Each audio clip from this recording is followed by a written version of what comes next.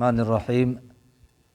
آج سورہ المائدہ ہے اور آج انشاءاللہ صرف اس کا تعارف آپ کی خدمت میں عرض کروں گا۔ آپ نے غور سے سماعت کرنا ہے اس کا تعارف، اور اس سورہ میں جو اہم مسائل اور اہم باتیں پیش آئیں وہ آپ کی خدمت میں عرض کروں گا۔ اس سورہ پاک کا نام ہے المائدہ۔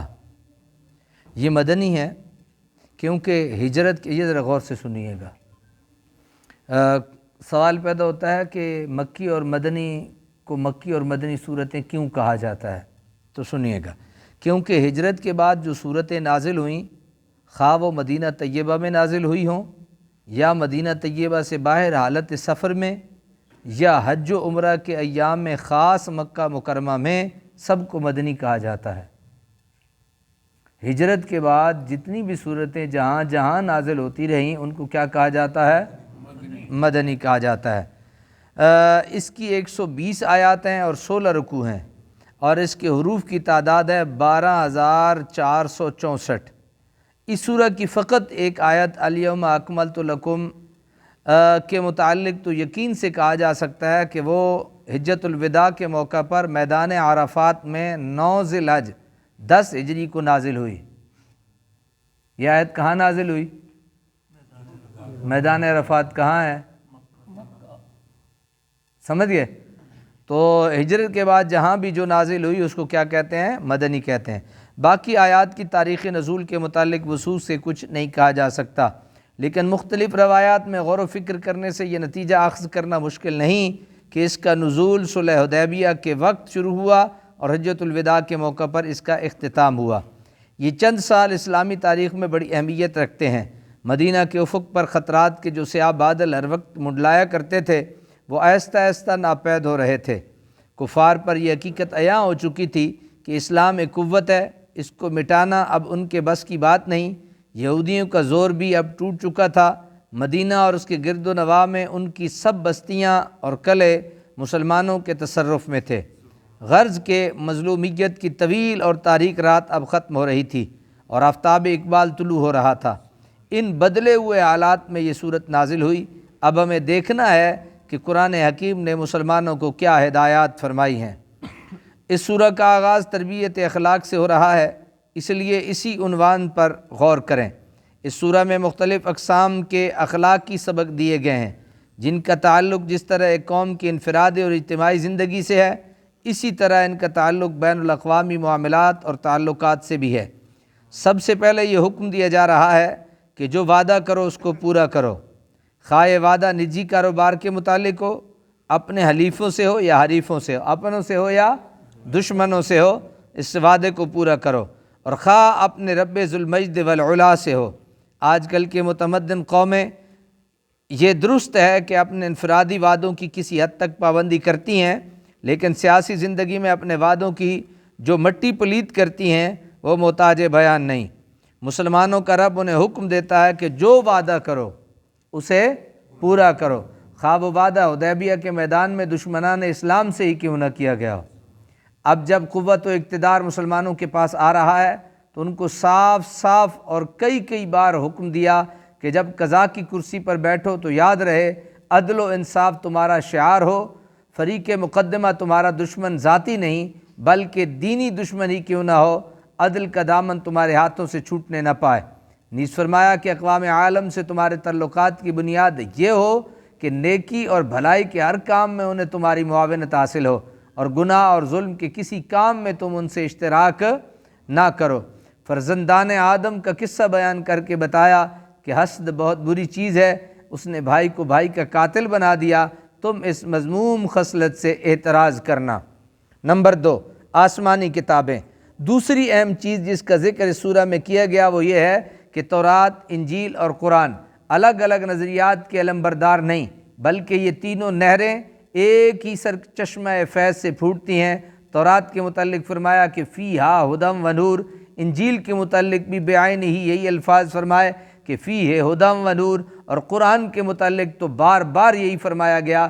معلوم ہوا سب میں ہدایت ہے، سب میں نور ہے، اور ہر ایک کتاب میں اپنے زمانہ کے متعلق شریعت کا مکمل ترین نظام اور اخلاقیات و معاملات کا واضح ضابطہ موجود تھا، اور ان سب کو جامع اور ان تمام بلند اخلاقی قدروں کا نقیب، محافظ اور نگہبان قرآن مجید ہے۔ حاملان قرآن کو تنبیہ فرما دی کہ دیکھو ہدایت و نور یہود کے پاس بھی آیا اور نصارہ کے پاس بھی، لیکن انہوں نے اس سے فائدہ نہ اٹھایا۔ اے غلامان مصطفیٰ، اب وہی ہدایت و نور اپنی پوری آب و تاب اور شوکت و جلال سے تمہارے مطلع حیات پر نمودار ہو رہا ہے، اور تمہیں اس سے استفادہ کا موقع دیا جا رہا ہے۔ کہیں تم بھی اپنے پیش روؤں کی طرح اپنی خواہشات اور خود ساختہ مصلحتوں کی قربان گاہ پر اسے بھینٹ نہ چڑھا دینا۔ اللہ تعالیٰ کے نازل کردہ احکام کی پوری تعمیل کرنا، کیونکہ جو اللہ کے حکم کو چھوڑ کر اپنی خواہشات کے مطابق فیصلہ کرتا ہے وہ منکر حق ہے، وہ نافرمان ہے، وہ اپنے نفس پر ظلم کرنے والا ہے۔ نیز فرمایا کہ یہود و نصارہ خود تو بھٹکے ہوئے ہیں، وہ تمہیں بھی زیادہ حق سے بہلانے پھسلانے کی انتہائی کوشش کریں گے۔ خبردار، ہوشیار، ان کے دامن فریب میں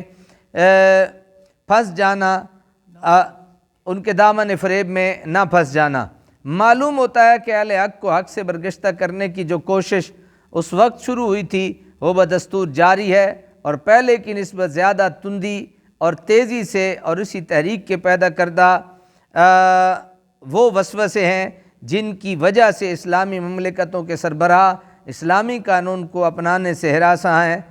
بات تو صرف اتنی ہے کہ جس طرح پوری یکجہتی کے ساتھ ایک بار اللہ اکبر کہہ کر ہم نے ان فرنگی آقاؤں کے ظاہری غلامی کی زنجیر توڑے ہیں، بس ایک بار اور ہی جی کڑا کر اللہ اکبر کہیں اور ذہنی غلامی کا طلسم بھی توڑ کر رکھ دیں۔ قوت یقین، ذوق عمل کا ایک معجزہ چند سال ہوئے ہم نے اپنی آنکھوں سے دیکھا ہے اور اقوام عالم کو دکھایا ہے۔ فقط ایک اور معجزہ نمائی کی ضرورت ہے۔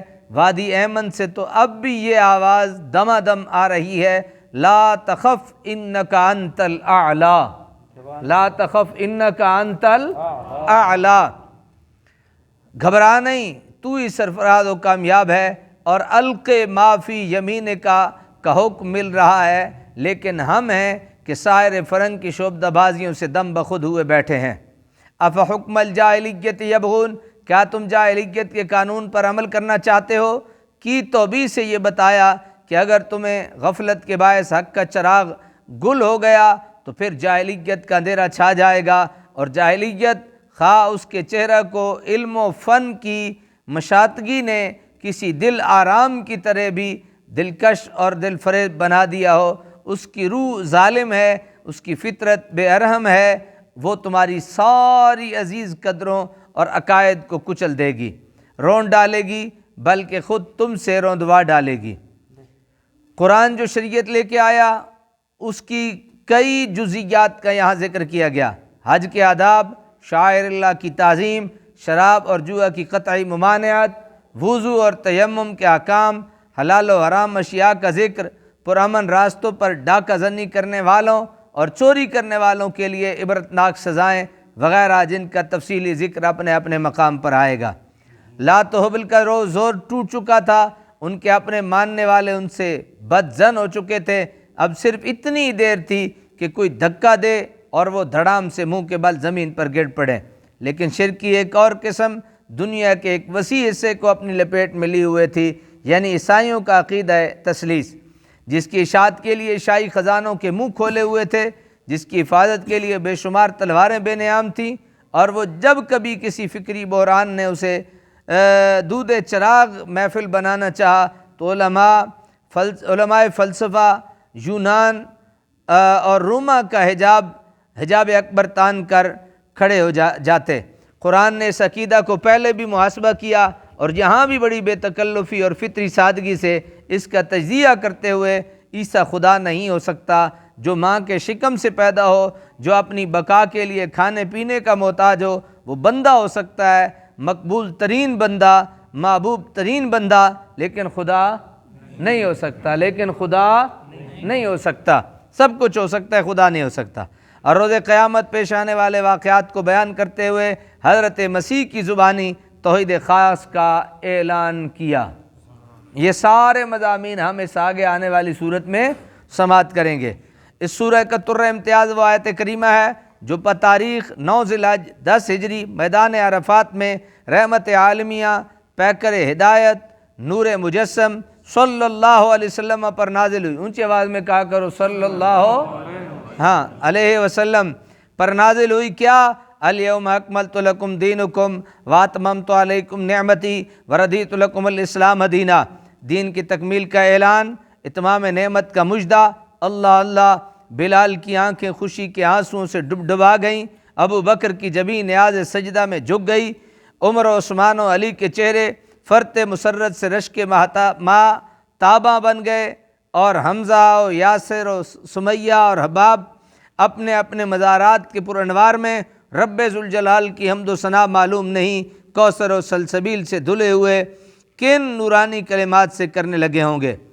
رضی اللہ تعالی عنہم، کائنات کا ذرہ ذرہ جھوم اٹھا ہوگا۔ اللہ رب سماوات والارض کی ساری نوری مخلوقات اس کے حبیب، اس کے رسول، اس کے صفی اور اس کے عبد محمد صلی اللہ علیہ وسلم پر درود و سلام کے پھول نثار کر رہی ہوگی۔ فاطر السماوات والارض انت ولی فی الدنیا والآخرہ توفنی مسلما والحقنی بالصالحین بجائے سیدی و مولائی و حبیبی محمد الامین و آلہ الطیبین، آمین آمین آمین یا رب العالمین۔